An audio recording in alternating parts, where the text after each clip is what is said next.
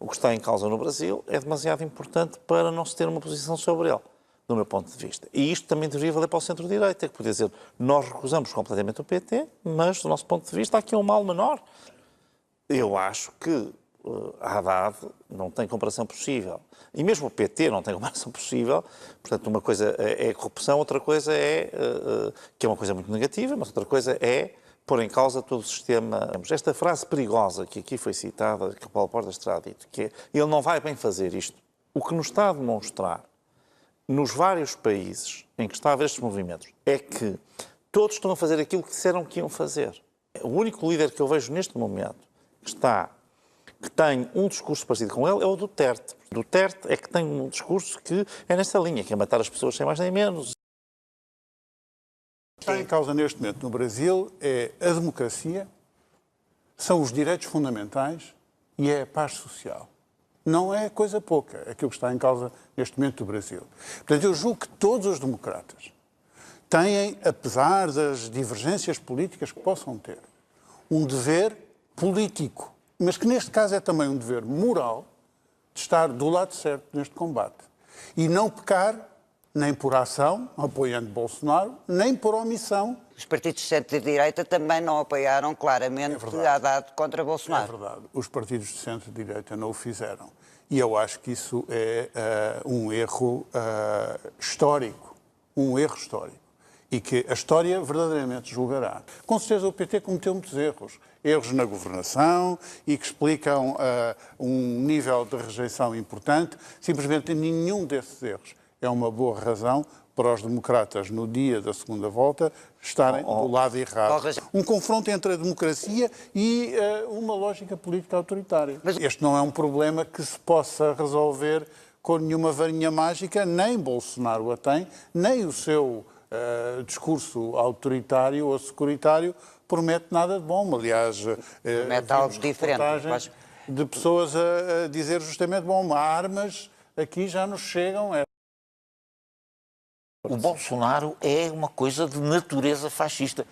O filho dele, que também foi eleito agora senador pelo Rio, se não me engano, disse que o Supremo Tribunal devia fechar e que era muito simples, bastava um cabo e um soldado para fecharem o Supremo Tribunal Federal. Estamos a falar aqui de um discurso criptofascista com apoio popular. O fascismo, há épocas históricas em que tem apoio popular. Tem. Quer dizer, certos setores da população dão base de massa a este tipo de fenómenos. É por isso que é preciso, do lado heteróclito e vasto do campo da democracia, haver uma posição frontal em relação a isto. Um dia era de prever que chegássemos a isto. Nós estamos na iminência de um golpe de Estado militar, sem que os militares precisem de fazer o serviço sujo, porque tem quem o faça por eles. Tem um militar reformado que é Bolsonaro, tem um vice-presidente que é militar também já não no ativo, que é o general Hamilton Mourão, que aliás tem uma frase extraordinária, que é: se você quer votar, aproveite de votar agora no Bolsonaro tão cedo, se calhar não volta a votar. Portanto, a democracia pode ser suspensa, não é?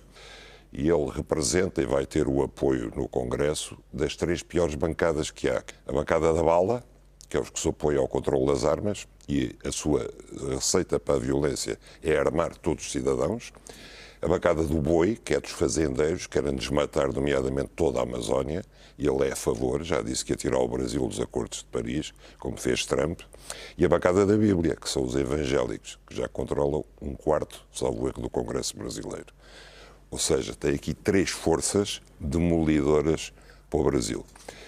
E metade dos 50 milhões dos votantes de ontem votaram nele, o que é extremamente preocupante. Nós estamos a assistir a uma democracia que vai ser liquidada por voto popular. Aconteceu com o WhatsApp, onde 70% dos brasileiros vão colher a informação, toda a informação que têm, através de fake news.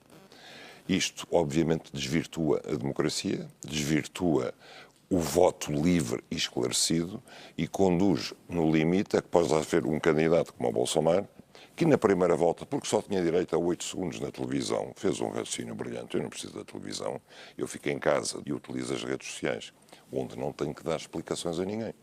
Eu faço o meu discurso direto, com frases curtas, e eles empolam. Os meus apoiantes empolam isto. Então, domingo, vamos ter, quase de certeza, um presidente brasileiro que não foi a um debate, que não deu nenhuma entrevista a não ser encomendada com jornalistas dele e que ainda chama cobarde o adversário. É isto que conduziu.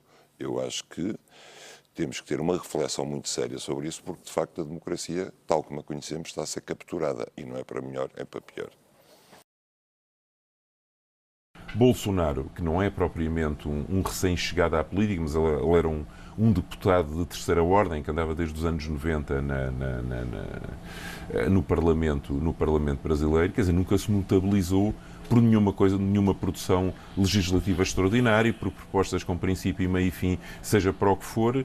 Não, portanto, ele parte mal preparado para os debates. Agora, esse é o ponto fraco dele. A tal declaração do Facebook é uma declaração completamente depurada de ideologia.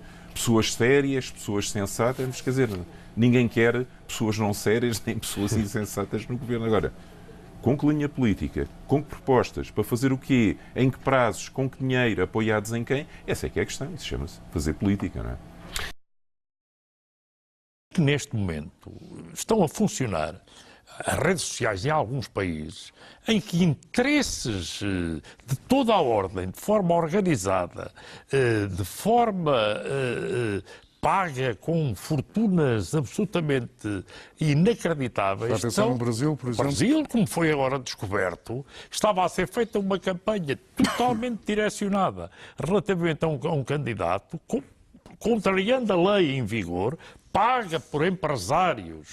Andaram a pagar milhões para organizar toda aquela campanha. É ilegal, mas quando tomaram a decisão da investigação do ilegal, o mal estava feito. As fake news e a forma como tudo isto está a ser gerido nas redes sociais dão cabo da inovação da democracia, dão cabo do funcionamento das sociedades como um todo. As declarações do próprio Bolsonaro, em que fala em fuzilar os petistas, os petralhas, como ele diz. Portanto, o clima político está de guerra civil, verdadeiramente. E o impeachment de Dilma, fazer uma defesa de um torturador, portanto, ele tem tido coisas absolutamente inaceitáveis. É incrível como este discurso de alguém que faz do homem forte, que insulta sem respeito nenhum todos à volta e que diz que vai resolver tudo a tiro, ainda continua para muitas pessoas acharem que isto faz sentido. Que Bolsonaro, que partia com uma enorme vantagem de quase 20%, fizesse uma campanha um pouco mais cuidadosa, menos gritante. Ora, o que é que ele disse? Que iria prender os adversários, que iriam apodrecer na cadeia. Começou a ameaçar quem quer que não pensasse como ele. Isto cria um medo grande. Um argumento que eu acho, aliás, surpreendente, que é, bom, Haddad é corrupto. Haddad não tem qualquer acusação de corrupção. Qualquer acusação. E é muito preocupante. Possa haver alguém que pensa que um fascista a sua possível eleição não é perigoso para o Brasil, ou não é perigoso para nós, em Portugal, não é perigoso para a ordem internacional, uma espécie de desinteresse em relação à fronteira da liberdade. Acho que é um sinal de degradação política e de deslize para a direita, de relativismo absoluto. Tudo é possível desde que se massacre os nossos adversários, que eu acho muito preocupante do ponto de vista de uma democracia. Este discurso de ódio é perigoso em Portugal, é perigoso em todo o mundo e é perigoso no Brasil, porque o Brasil não merece este tipo de ameaças.